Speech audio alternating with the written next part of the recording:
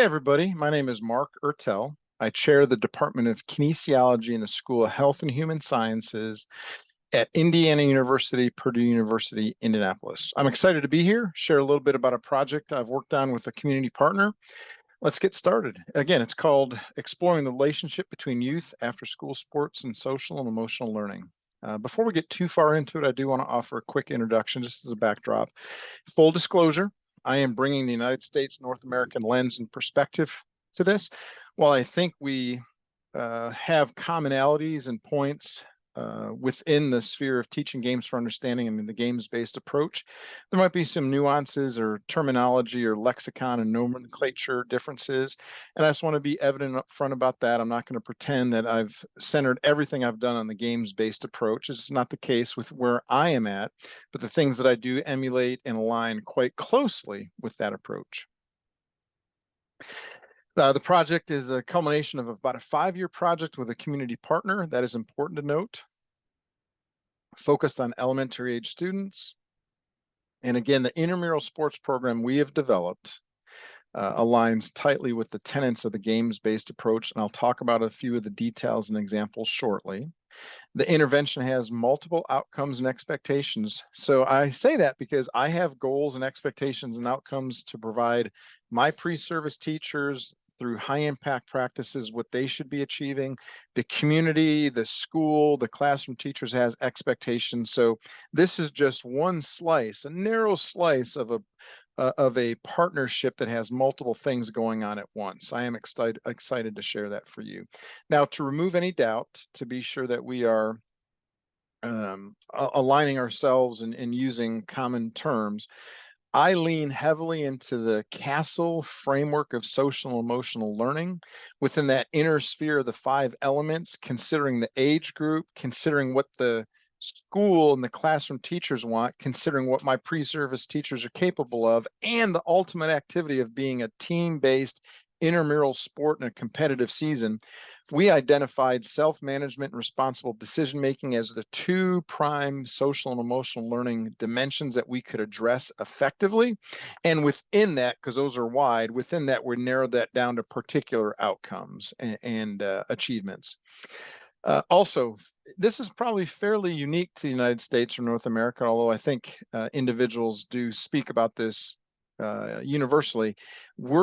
Some of us strive to introduce our pre-service physical education teachers into a more holistic approach to their work, to recast the role instead of just being, but instead of being a physical education specialist, you can be a physical activity expert and coalesce multiple resources and personnel to deliver a comprehensive school physical activity program at your building.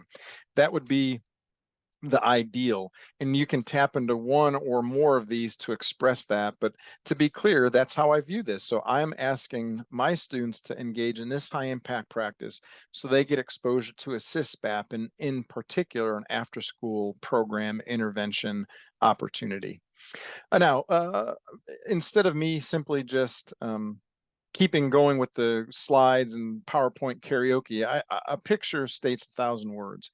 Even if what I am expressing to you today was not statistically significant in the realm that we're looking at it from an academic research standpoint, I would still do this program. There are so many positive outcomes that come along for the ride, and this picture illustrates some of them. We bring the families in the last week and the last evening in particular for them to watch their child showcase these various skills that they have learned over this 5-week intervention. They come in droves. The principal says this is one of the most highly attended parental activities that they host during the year. And if not for us, literally some of these parents would not be able to enroll their students in a competitive sports program, a pay-to-play program, due to access, location, economics. So this is a win-win-win on a lot of levels, regardless of the scholarly output from this. Talk a little bit about the methods and the data. We have a treatment and control. About 180 students that have met the minimum enrollment attendance metrics, comprised of 3rd and 4th grade students. The control group, those are the participants. The control group has an equivalent gender and age. This treatment, this intervention, this intramural sports program consists of a 5-week season. We meet 2 times a week for 3 hours a week, so about an hour and a half each evening. And that hour and a half is divided up certainly multiple ways, regardless of how we divide it up and how my students do develop some of the programming. The games-based approach and the work on the goal of achieving social development is clearly highlighted in our program. That's the whole idea of the social emotional learning. Similarly, there are multiple opportunities for the student participants to engage in reflection and dialogue. There's leadership positions, there's different roles and responsibilities. They talk within teams, they talk across teams, they talk to the coaches, and there's opportunities for reflection and dialogue, ample opportunities that align with the games-based approach. And throughout these sessions, we certainly have certain scripts that we follow. A lot of it is going to be games-based. We talk about concepts, whether it's an individual technical skill, a team tactical skill, within the context of playing the game, not isolated with one drill, 9 cones, and there's no other person on the field with them. And we always culminate with some type of formal competition. So we think we've achieved the essence of a games-focused program. As it relates to the focus on social emotional learning, we have a pre-post design. We ask the teachers to do their classroom teachers to do the pre and post assessment, which makes sense to us. They see them the most throughout the day. They can see the skills the students exhibit and any change therein. Before we go to the next slide and talk about some of it, this picture, I think, to me, reveals everything awesome about what we do. First of all, you'll notice in the foreground here, this broken hula hoop cut in half, inserted in the top 2 cones. That's the goal. There's no field markings. We use cones. There's no jerseys. We use pennies, and we have students take on the roles of referee during a game. Now, this might look, I'm not sure how this looks to any of you, but I cannot be more proud of a program like this because it's in its most authentic way. It's real life, and it's easy to transfer learning into various situations. It might go against some of the controls that we always want to see, but as a social science individual and a practitioner, this translates research into practice in a way that I could not be more proud. Now, the DESA Mini. It's the Devereaux Student Strengths Assessment. If you're not familiar with it, notice the word mini because the American Institute of Research supports this, as does the World Health Organization, as a fairly highly predictive tool to determine SEL scores of kids. There's a full DESA. And the full DESA is about 72 questions, takes about 8, maybe 9, 10 minutes to complete per student. So if a classroom teacher has 4 program participants, 4 matched pairs, and the control, that's 8, you can imagine what a onerous task that would be to ask them to do that on their own. Thankfully, the DESA Mini was formulated. That's 8 questions, takes about a minute. I feel much better asking for 14, 12, 16 minutes of a teacher's time versus an hour and a half. Throughout the before and after the intervention. The key findings. First of all, we utilize the independent samples t-test and one-way ANOVA, I think for evident reasons. Broadly, keeping everything commingled, a statistically significant difference between program participants and their peer group. That's keeping gender and grade bundled in the total data set. So the program has impact in some. When we start teasing things out, factoring in grade level, there was the statistically significant difference between the pre and post scores of 4th graders as opposed to their control group peers at a high level.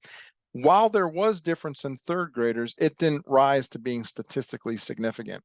Counterintuitive to us, as we hypothesized, we thought there would be more statistically significant difference in boys by this type of an intervention and program for a couple reasons. One, girls tended to score higher on the pre-test, but that washed out with the total data set. There was not a difference when you looked at gender as a variable within this analysis. So I think that was kind of interesting. Also, I want to be clear. There are limitations to this project and research. We're aware of that, and I'm okay with it.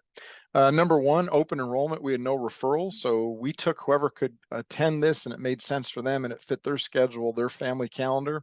It's not like we got referrals from the building where someone was saying, well, this student's having some behavioral issues, let's put them in this program. We'd love for it to evolve into this way. It just hasn't gotten there yet. We all suffer from the human condition. Remember, the people that are doing the programming and the coaching, the implementers of this are my students. They're still students. They're senior level, but they're not going to be perfect and be on every day. They're going to be hiccups, management issues, time, behavior. The evaluators, the classroom teachers, we're not sure when we know when they did it from a timeline. It had to be within the week of it starting, within a week of it ending, but it could have been before, during, after something that was stressful. They could have noted something about a student beforehand that maybe some accidental bias got woven in. We can't control that. And then the participants, these kids could be coming to us with different behavioral challenges. They could be hungry, there could be stress at home, there could be some type of insecurity. They had to meet minimum enrollment numbers for them to count as being a program participant. Beyond that, it was open-ended. Also, the sample size, while I'm pretty proud of the 180 and 90 and 90, that still can be bumped up a little bit to start yielding some true patterns and causal relationships. I'm intrigued. I think we should start looking at families. We're going to do that in the next iteration of this. And also, for those of you that are wondering why we limited this to 5 weeks or those 2 nights, remember, we're in the real world here. We have different academic calendars from the local building. They're on a balanced calendar. We're on typical fall, spring semester. There's limitations of my students have to work. The community has access points. We utilize a public park adjacent to the building.